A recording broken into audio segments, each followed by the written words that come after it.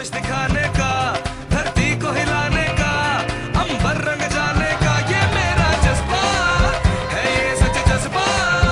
आगे से हट जा, हमें अपनी आग दिखानी है। हाँ मेरा जज्बा है, ये सच जज्बा।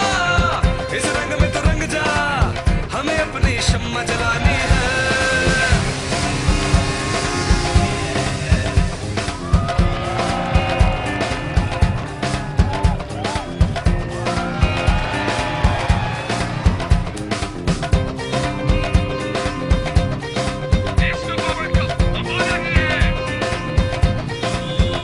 आगे आगे चल, हम तेरे पीछे हैं खड़े, मुश्किलें ये हल होगी कोई भी कुछ कहे।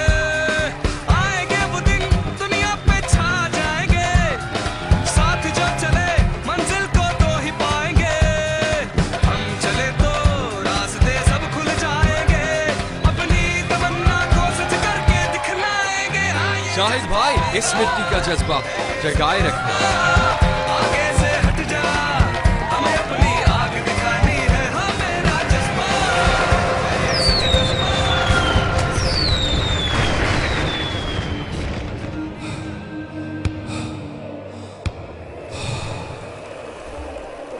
है जज्बा दिल, घर मैं जाऊं, हर चीज मुकाबिल आ जाए।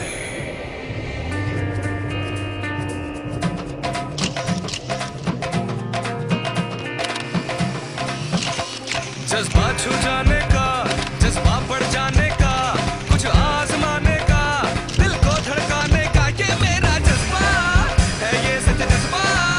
आगे से हट जा, हमें अपनी आग दिखानी है। हाँ मेरा जज्बा है, ये सच जज्बा।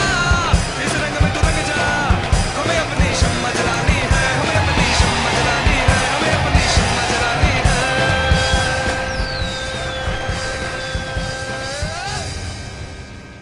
वेलकम बैक नाज़रीन, आयन टेलीविज़न की प्रोडक्शन में यूथ टॉक शो के साथ जिब्रान इलियास फिर हाजिर है। और आज अली मलिक हमारे साथ मौजूद नहीं है, जैसे कि आपने नोट किया होगा। मैं होस्ट कर रहा हूँ। तो अली मलिक पाकिस्तान गए हुए हैं अपनी पर्सनल वजूहात की बिना पे। तो आज का शो आप मुझे देख रहे हैं। तो सामीन नाज़रीन, हम बात कर रहे थे कामरान अकमल के नंबर 3 पे होने की। कामरान अकमल के बारे में बताया चलूँ कि कामरान अकमल हमारे विकेट कीपर हैं और वो या तो ओपनिंग करते थे या तो छठे सातवें पे खेलते थे। आजकल आफरीदी की कप्तानी में उन्हें नंबर 3 पे शिफ्ट किया गया। और आफरीदी के रीजंस मैं बता दूं, आफरीदी ने अभी थोड़े दिन पहले इंटरव्यू में कहा है कि कामरान अकमल को हमने नंबर 3 पे इसलिए रखा है कि जो 15 ओवर शुरू के होते हैं पावर प्ले के, उसको यूटिलाइज़ करने के लिए। तो आसिफ ब्रेक से पहले कह रहे थे कि कामरान अकमल को नहीं होना चाहिए, और इफ्तिखार बहुत बेताब थे आंसर देने के लिए। तो मैं इनको मौका देता हूँ, इफ्तिखार साहब। बेसिकली मैं एग्री करता हूँ अफरीदी की बात से, जैसे कि power play is very important part.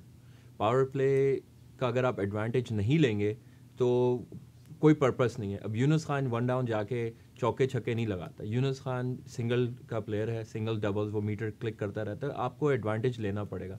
आपके पास अब अफरीदी है, रज़ाक है, उमर अकमल है जो नीचे से स्कोर कर सकते हैं। अगर आप पावर प्लेस का एडवांटेज नहीं लेंगे तो आपका फ़ायदा क्या हुआ? लेकिन आपको ये नहीं लगता कि कामरान अकमल जब जाते हैं और अगर बॉलिंग बहुत ही अच्छी हो रही होती है तो कामरान अकमल भी उसी लाइन में लग जाते हैं, आउट होके आ जाते हैं, फिर एक और बैट्समैन कम हो जाता है? इस तरह तो यूनुस खान का भी आप ट्रैक रिकॉर्ड देख लें, वो भी स्लिप में कैच प्रैक्टिस कराते रहते हैं सिंगल निकालने के लिए। तो आई मीन ये रिस्क है। I mean cricket funny game है, एक बॉल का गेम है, कभी भी कुछ भी हो सकता है। मगर आप अपनी प्रोबेबिलिटीज़ लें। अगर आपके पास पावर बैटिंग है, अब यूनुस खान जाके कवर के ऊपर से चौके नहीं लगा सकते। लेकिन इसी बात पे एक बात यह है कि आपको शायद 99 का वर्ल्ड कप याद हो जिसमें रज़ाक वन डाउन आया करते थे। वो उनके पास काफ़ी गेयर हैं, वो गेयर 1 पे भी अच्छा खेल लेते हैं, गेयर 5 में भी अच्छा खेल लेते हैं। तो अब्दुल रज़ाक को क्यों नहीं ट्राई करें? अब्दुल रज़ाक को ट्राई करा जा सकता है, मगर अब्दुल रज़ाक को अगर नीचे से ट्राई करा जाए तो he is very big on power hitting, और मगर वो एक ही मोड में आ जाते हैं जब नीचे आते हैं। तो I think Pakistan can utilize him more. आखिरी के 10 ओवर अब्दुल रज़ाक के साथ मेरे ख्याल में ज़्यादा मेरे नज़दीक ये है कि अगर नंबर 3 पर ट्राई ही करना है और अगर यूनुस खान को भी नहीं डालना तो Razzaq is the only choice. Kamran Akmal is not number 3 batsman. अगर अब्दुल रज़ाक वहाँ पे आता है नंबर 3, आई डोंट थिंक वो रियली 15 ओवर्स का फ़ायदा उठाएगा, क्योंकि ही बहुत ही आराम से खेलता है और once he gets set in he can score 100। और यही फायदा है। क्या ख्याल है? मेरे ख्याल में मैं आफरीदी की बात से मुत्तफिक करता हूँ, क्योंकि अगर आप पूरे पाकिस्तानी टीम की बैटिंग जो भी बैट्समैन हैं उनकी एवरेज निकालें तो 5-6 जो उनके हैं सिवाय टॉप के 1-2, उनकी बैटिंग एवरेज जो है वो वनडेज में सिर्फ 20 है। अगर आप इसको कंपेयर करते हैं ऑस्ट्रेलिया के, तो उनके 3 तो ऐसे हैं जिनकी 30 से ज़्यादा है, 2 है जिनकी 50 से ज़्यादा एवरेज है वनडे की, इंडिया के इतने ज़्यादा हैं। सो बात यह कि आफरीदी का सबसे पहले गोल तो ये है कि ज़्यादा से ज़्यादा एटलीस्ट 200 मिनिमम ये पाकिस्तान की और पाकिस्तान के ना इंडिया और बांग्लादेश और श्रीलंका की पिचेस पे मिनिमम 200 रन पुट करें। वो चाहता है कि पहले 15 ओवर्स का ज़्यादा से ज़्यादा फ़ायदा उठाए, और मेरे ख्याल में नंबर 3 की चॉइस पे इज गुड। लेकिन आपके ख्याल में पाकिस्तान को क्या अप्रोच लेनी चाहिए इस वर्ल्ड कप में? या तो पहले 15 ओवर या 15-20 ओवर हैं इसमें विकेटें बचाए या अग्रेसिव होके खेले? क्योंकि आपको पता है कि विकेटें जब बची होती हैं आखिरी 10 ओवर में तो कुछ भी हो सकता है। अभी थोड़े दिन पहले ही नाज़रीन आपको बताया चलूँ कि पाकिस्तान बहुत स्लो खेल रहा था, यूनुस खान और मिसबाह उल हक की बहुत अच्छी पार्टनरशिप हुई थी, और फिर इसके बाद जो आखिरी 10 ओवर थे उसमें पाकिस्तान ने 126 रन आखिरी 10 ओवर में बनाया, तो 12.6 रन पर ओवर की एक्चुअली अगर आप देखें तो वर्ल्ड कप जैसे पुराने वर्ल्ड कप थे, पुरानी क्रिकेट होती थी, उसमें यही होता था कि हम विकेटें बचा रहे होते थे और फिर एंड में जैसे इंजमाम, वसीम अकरम, मोइन खान ये आके वो पाकिस्तान का कल्चर भी ऐसा ना कि बचपन से हम टेप बॉल से जब बच्चों को खिलाते हैं तो उनको एक बात ही पता है कि छक्का कैसे मारना है, तो वो उनको इतनी अच्छी प्रैक्टिस हो चुकी होती है कि आखिरी के 10 ओवर्स में 100 रन स्कोर हो सकते हैं। जैसे आपने बताया उन्होंने 120 स्कोर किए, तो मेरे ख्याल में 15 ओवर जो शुरू किए हैं अगर वो विकेटें बचा लेते हैं तो पाकिस्तान जीत के करीब पहुंच सकता है कुछ। फिर वही पॉइंट आ गया ना जो मैं यही कह रहा हूँ कि फिर कामरान अकमल को नंबर 3 नहीं जाना चाहिए। अगर आप बोल रहे हैं कि आखिरी ओवर्स में फ़ायदा उठाना है, कामरान अकमल को हम इसीलिए नहीं भेजना चाहते, हम चाहते हैं कामरान अकमल बाद में जाए ताकि आखिरी के 5-10 ओवर जो हैं उसमें फ़ायदा उठाएं। मगर आपके और पास आप ऐसे पूरा प्लेयर वर्ल्ड कप के आप पूरे हिस्ट्री देख लें क्रिकेट की, 92 के वर्ल्ड कप का फाइनल आपको अगर याद है, क्योंकि ये सब हमारा मेमोरेबल है, लेकिन काफी उसमें गेम देखें चेंज हो क्या गई है हुआ। उसके बाद। उसके बाद गेम चेंज हुई है। शारजा के अंदर देखें, सईद अनवर, आमिर सुहेल भले 15 ओवर में मारते थे, लेकिन उसके बाद क्या होता था, लेकिन 40 से 50 ओवर में भी उस यही वक्त चीज होती थी। पावर प्ले नहीं था होता, पावर प्ले नहीं था, लेकिन 15 ओवर का रूल तो उस वक्त भी था, उस वक्त भी अप्लाई लेकिन था। आजकल ये होता है आजकल कि खाली रूल थोड़ा डिफरेंट हो गया है कि आप 10 ओवर बाद लें और 5 ओवर बाद लें, तो बात तो वही हो गई कि भाई आप आखिरी ओवर में आप ज्यादा फायदा उठा आई सकते थिंक हैं। एक और अगर आर्गुमेंट विकेटें ये बचाएं। है कि जब उमर अकमल बैटिंग करने आते हैं तब तक कुछ 35 या 40 ओवर्स हो चुके होते हैं, तो उमर अकमल जो खिलाड़ी है उनको थोड़ा टाइम यानी कि चाहिए होता है कि थोड़ा सेट होकर लंबी इनिंग खेलें, क्योंकि वो यानी कि सेंचुरी मार सकते हैं यानी गेम में। तो ये आपको नहीं लगता कि अगर ये यूनुस खान और ये स्लो खेलें और 40 ओवर हो जाएं तो हमारे जो बैट्समैन है उनके पास बचता ही नहीं है कुछ? बिल्कुल बिल्कुल ऐसे ही होना चाहिए, आराम से ही पूरी इनिंग प्लान आउट होनी चाहिए। हमें ये ज़रूरत नहीं है कि पहले 15 ओवर में हम जितना चाहें मारे, नहीं।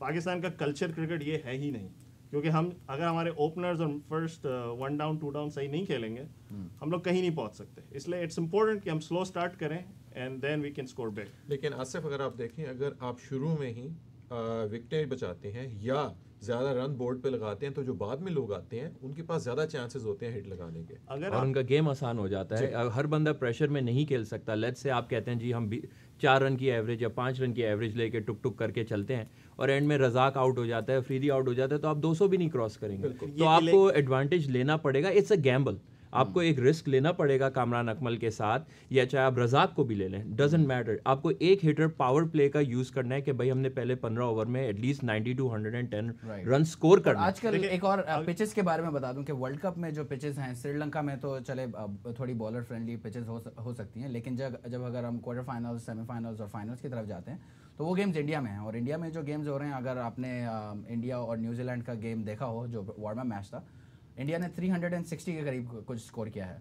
तो इसमें इस फैक्ट को देख के आप क्या सोचते हैं कि पाकिस्तान को शुरू से ही शुरू हो जाना चाहिए कि बीच में? सबसे पहले तो डिपेंड करता है पहली बात कि हम फर्स्ट बैटिंग कर रहे हैं कि सेटिंग बैटिंग कर रहे हैं और क्या चेस कर रहे हैं। अगर वी आर चेजिंग 300 प्लस, सही है, कामरान अकमल को फिर भेज सकते हैं या फिर अब्दुल रज़ाक को भेज सकते हैं। Yes we can do that. लेकिन अगर हम पहली बैटिंग कर रहे हैं, I don't think we need to try this people, we can just go with Mohammad Yunus.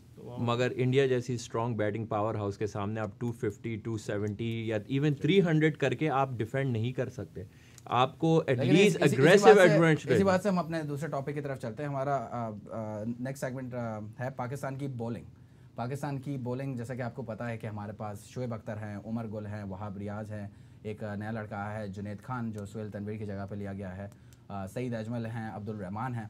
तो आप सबसे पहले तो खुर्रम आपसे पूछता हूँ कि ये जो शुएब अख्तर की इंक्लूजन है टीम में, इस पे काफ़ी डिबेट चल रही है कि शुएब अख्तर हाफ फिट हैं। आजकल वकार यूनुस ने एडमिट किया है, शायद अफरीदी ने एडमिट किया है, इंतखाब आलम एडमिट करते हैं कि ये पूरे फिट नहीं है।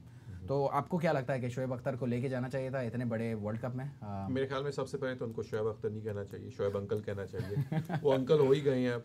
और दूसरी बात तो ये कि शुएब अंकल को छोड़ें, जो पूरे ही टूर्नामेंट के तमाम बॉलर्स हैं, मुझे उन पे थोड़ा सा दुख भी होता है। अच्छा। जो सब कॉन्टिनेंट की इस वक्त आबो हवा है, जो वहाँ गर्मी होगी, उसमें इन बेचारों ने जब 10-10 ओवर कराने हैं, जुबान इन सब की बाहर निकली होगी और ये बेचारे वहीं ग्राउंड में गिरे हुए होंगे। तो ये जो पूरा टूर्नामेंट है, मेरे ख्याल में ये बैट्समैन के लिए होगा। ज़्यादा से ज़्यादा आप रन्स देखेंगे। और जहाँ तक शुएब अंकल की बात है, मेरे ख्याल में तीसरे या चौथे ओवर के बाद या तो वो लंगड़ाते हुए टीम से बाहर जा रहे होंगे ग्राउंड से, या फिर ये होगा कि उनकी जगह कोई और आ जाएगा। आप अग्री करते हैं शुएब अख्तर के पॉइंट से? नहीं, शुएब अख्तर जो है, he is a match winner. Shoaib Akhtar holds the record for the fastest ball. अब इन विकेटों में ना स्विंग है, तो आप पेस ही से जा सकते हैं। पाकिस्तान के पास कोई इतना फास्ट बॉलर नहीं है आफ्टर लूजिंग मोहम्मद आमिर, तो आपको एक पेस अटैकमैन रखना पड़ेगा, जिस तरह ऑस्ट्रेलिया ने ली को वापस लिया। क्यों लिया? He got fit. सो ठीक है, माना थोड़ी फिटनेस नहीं है, Shoaib needs to work harder. आप अग्री करते हैं कि शुएब फिट नहीं है? शुएब फिट नहीं है according to the league, right? अच्छा। मगर अगर वो सारे गेम नहीं भी खेले, अगर एक गेम भी खेलता है, he can make you win that game. चाहे वो इंडिया के अगेंस्ट हो, चाहे वो ऑस्ट्रेलिया के अगेंस्ट हो, he is a match winner. He is proven that. कि जो शुएब अख्तर अगर 6 ओवर कराए, 10 ओवर का कोटा होता है, और अगर 4 नहीं, अफरीदी ने इन द पास्ट आपने देखा है कि उसको 2 ओवर के स्पेल दिए हैं, 3 ओवर के स्पेल दिए हैं। अब उसकी एज नहीं है कि वो 10 ओवर स्ट्रेट फेंक दे जिस तरह बाकी यंगर बॉलर फेंक रहे हैं, मगर अभी भी वो 145 to 150 के दरमियान क्लॉक कर रहा है। आपके पास कोई यंगस्टर नहीं है जो इतनी स्पीड पे कर रहा है, और इन डेड ट्रैक्स पे आपको पेस ही जिता सकता है, आपको स्विंग नहीं कर सकता। लगता है कि शुएब अख्तर जब भी खेलेंगे, जब भी जिस मैच में भी खेलेगा, वो आपको विकेट लेके देगा और परफॉर्म करेगा। कीनिया के खिलाफ वो बिल्कुल। लेकिन मैं आपको एक मेरे पास फिगर्स पड़े हैं यहाँ पर शुएब अख्तर के, कि शुएब अख्तर ने पिछले जो 2 सीरीज खेली हैं उसमें 9 विकेटें ली हैं और 41 रन्स की एवरेज। अभी ये जो ये तो रफ उनका मैच इकॉन रेट भी यानी कि 6 रन से ज़्यादा है पर ओवर। देखिए तो इसके बारे में क्या कहेंगे?